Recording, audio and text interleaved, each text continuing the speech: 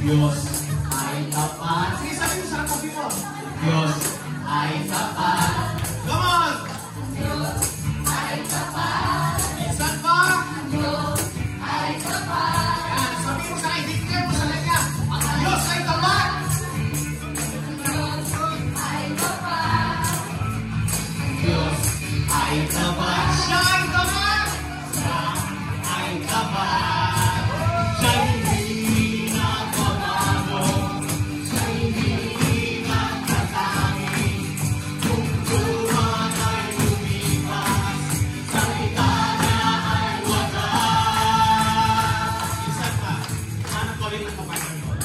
Yung iba naman, yung hindi mo makilala. Mas maganda, hindi mo makilala. Okay? 1, 2!